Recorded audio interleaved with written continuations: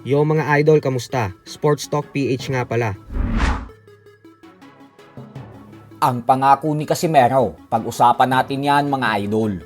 Ngunit bago ang lahat ay huwag kakalimutang mag-subscribe at i-click ang notification bell button for more sports talk. So hindi nga po natin maikakaila na magmula nang mawala na sa kasagsagan ng kalakasan ng ating pambansang kamauman ni Pacquiao, ay pakonti-konti na ding nawala ang sigla ng boxing sa Pilipinas.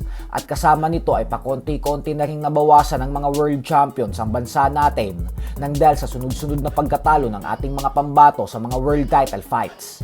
Pero ganun pa man nga po ay may isang boksingero na pilit binubuhay ang boxing sa Pilipinas na talaga namang mainit na pinag-uusapan magkaroon man ng laban o wala.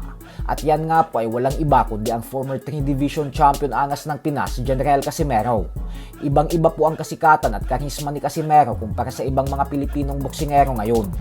Dahil kung ang ibang mga Pinoy boxers ay pinag-uusapan lang kapag may laban sila, ay ito pong si Casimero ay kahit walang laban ay mainit pa din ang pangalan at laman pa rin ang mga social media pages. Ito ay dahil ibang-iba ang karakter ni Casimero sa karamihan ng Pinoy boxers na kadalasan ay mga marespeto at humble nang dahil sa tinularan nila ang karakter ni Manny Pacquiao.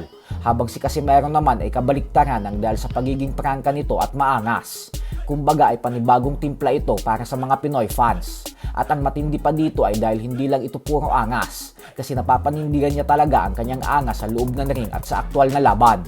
At ngayon po na may paparating siyang bigating laban sa susunod na buwan kontra sa Mexican former 2 Division Champion Luis Nery, ay nangako ito na ibabalik niya daw ang sigla ng boxing sa Pilipinas, kagaya noong sa panahon ni Pacquiao.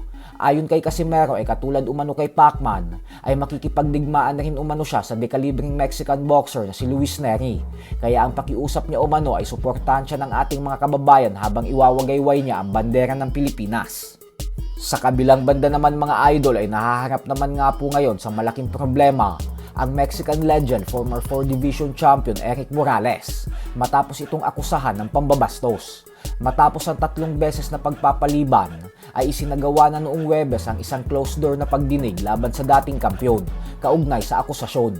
Ang formal na reklamo ay sinampa sa State Attorney General's Office noong Hulyo 2025 at kalaunan ay sinibak si Morales sa kanyang posisyon sa gobyerno sa Mexico. Isang dating empleyado ng munisipyo ang nag-akusa kay Morales ng pang-aabuso at pambabastos na siyang sinasabing nangyari habang siya ay nagsisilbi bilang Secretary of Welfare sa lungsod ng Tijuana. Ayon sa ulat ay hiniling ng abogado ng babae na isagawa ang pribadong pagdinig upang maprotektahan ang imahe ng babae. Hindi naman humarap si Morales sa media pagkatapos ng pagdinig nang dahil sa ayaw nitong magbigay ng pahayag sa publiko patungkol sa akusasyon sa kanya. So hanggang dito na lang po muna tayo mga idol.